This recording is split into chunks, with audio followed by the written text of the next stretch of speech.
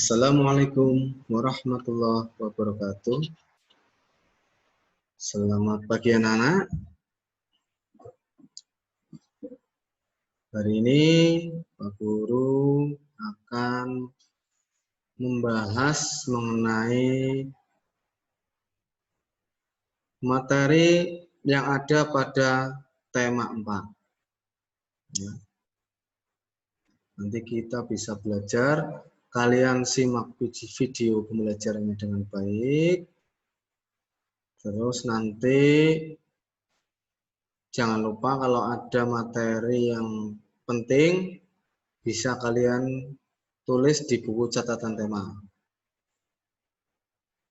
Karena kita dalam kondisi seperti ini, maka Pak Guru menerapkan sistem 50% daring, 50% tatap muka. Karena kalau tatap muka semua, maka materi di kelas 6 ini akan susah tersampaikan.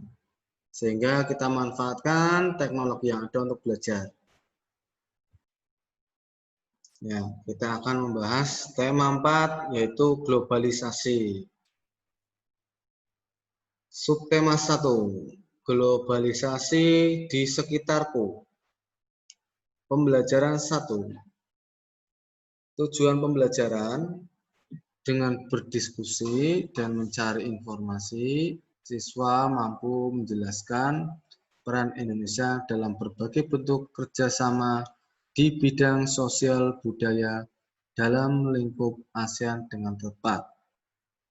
Yang kedua, setelah berdiskusi dan mencari informasi, siswa mampu menyajikan informasi tentang peran Indonesia dalam berbagai bentuk kerjasama di bidang sosial budaya dalam lingkup ASEAN dengan tepat. Yang ketiga, dengan membaca teks eksplanasi, siswa mampu menyebutkan informasi penting dari teks tentang cara menghasilkan energi listrik dengan tepat. Yang keempat, dengan membaca teks eksplanasi, siswa mampu menyajikan informasi penting dari teks tentang cara menghasilkan energi listrik dalam bentuk visual dengan tepat. Yang kelima, dengan mengamati gambar model rangkaian listrik PLTA, siswa mampu mengidentifikasi cara menghasilkan energi listrik dengan benar. Yang keenam, setelah mengamati model rangkaian listrik PLTA, siswa mampu melaporkan hasil pengamatan tentang cara menghasilkan energi listrik dengan benar.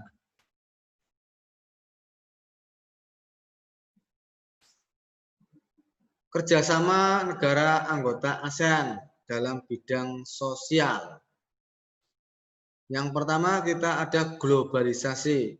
Globalisasi adalah proses masuknya ke ruang lingkup dunia. Waktu itu sudah Pak Guru sampaikan bahwa di era globalisasi, walaupun kita terpisah ruang dan waktu, tetapi kita dapat saling bersosialisasi di saat ini, detik ini. Penyebab adanya globalisasi antara lain perkembangan teknologi, alat komunikasi, dan alat transportasi. Hal ini memudahkan kerjasama antar negara.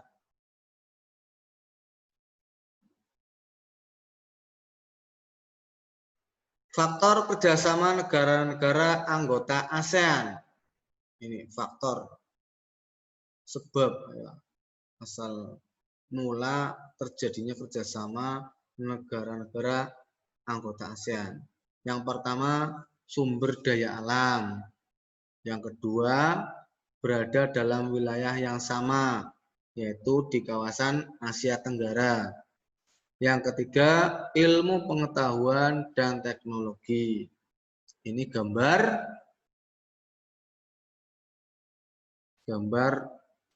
kerjasama di wilayah ASEAN.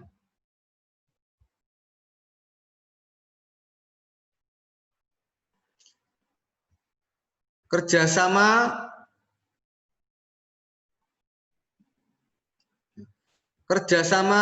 negara-negara anggota ASEAN dalam bidang sosial. Yang pertama, penanggulangan bencana alam. Yang kedua, meningkatkan kesejahteraan sosial dan pembangunan negara-negara ASEAN. Yang ketiga, melindungi hak-hak dan keadilan sosial penduduk negara-negara ASEAN. Yang keempat, meningkatkan kualitas sarana kesehatan negara-negara ASEAN. Yang kelima, meningkatkan perlindungan sosial kepada seluruh penduduk negara-negara ASEAN. Selanjutnya, ada teks eksplanasi. Apa itu teks eksplanasi? Teks eksplanasi adalah teks yang berisi penjelasan. Jadi teks atau tulisan yang berisi paragraf itu yang isinya tentang penjelasan. Susunan teks eksplanasi. Yang pertama, paragraf pertama berisi pernyataan umum berupa topik, masalah, atau permasalahan umum yang dibahas. Paragraf kedua dan seterusnya berisi fakta, pembuktian, atau proses penyelesaian dari topik yang dibahas. Paragraf yang ketiga atau paragraf terakhir, jadi bisa beberapa paragraf. Paragraf pertama isinya tentang ini. Paragraf kedua, ketiga, keempat, dan seterusnya berisi ini. Nah, paragraf yang akhir ini berisi simpulan, pesan, atau kesan tentang topik yang dibahas.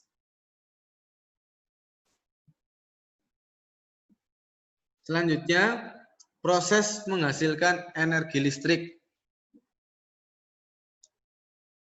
Ini ada gambar sebuah bendungan. Globalisasi mempunyai pengaruh sangat besar bagi kemajuan teknologi terkait energi listrik. Sumber utama energi listrik adalah pembangkit listrik. Contoh pembangkit listrik adalah pembangkit listrik tenaga air. Ya, atau disingkat PLTA.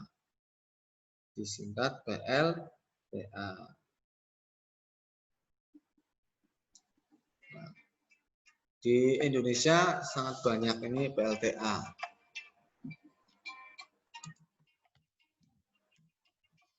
Selanjutnya, nah ini gambar. Yang pertama, PLTA memanfaatkan energi air yang mengalir. Nah, ini misalnya ini sebuah bendungan. Ini dialirkan airnya. Nah. Yang kedua, aliran air dialirkan melalui pipa-pipa khusus untuk menggerakkan turbin. Ini dialirkan melalui pipa khusus untuk menggerakkan turbin. Yang ketiga, gerakan turbin tersebut nantinya akan diubah menjadi energi listrik di dalam generator.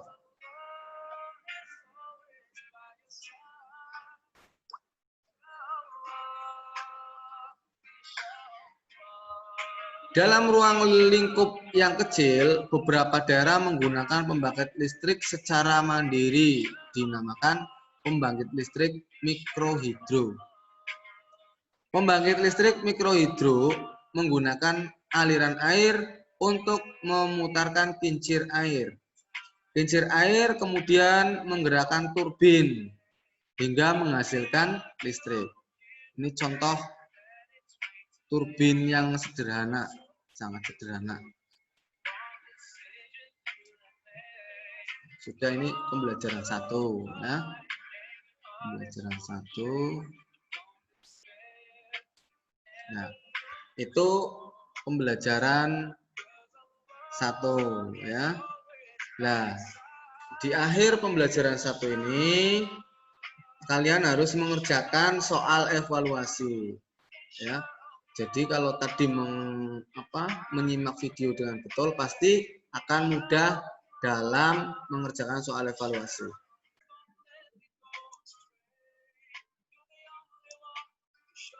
Ya, ini soal evaluasi subtema 1 pembelajaran 1. Soalnya ada 3.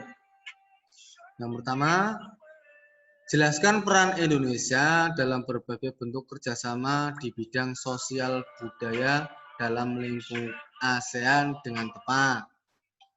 Nanti kalian jelaskan. Boleh 1, 2, atau 3. Lebih banyak, lebih bagus. Ya. Yang kedua, tuliskan informasi pentingnya saja per paragraf teks di bawah ini. Nah, ini adalah contoh teks eksplanasi tadi. Ya. Nah, kalian ini ada 1, 2, 3, 4. Ini ada 4 paragraf. Nanti kalian tuliskan informasi penting per paragraf. Misalkan paragraf 1, informasi pentingnya apa? Paragraf 2, informasi pentingnya apa? Tulis. Paragraf 3, informasi pentingnya apa? Paragraf 4, informasi pentingnya apa? Soal yang nomor 3, bagaimana cara kerja PLTA dalam menghasilkan energi listrik? Cara kerjanya bagaimana? Kalian jelaskan dari awal sampai akhir. Nah, itu untuk pembelajaran 1, subtema 1, tema 4. Ya. Tetap semangat, jangan bosan-bosan untuk belajar agar cita-cita kalian tercapai. Pak Guru akhiri, wassalamualaikum warahmatullahi wabarakatuh.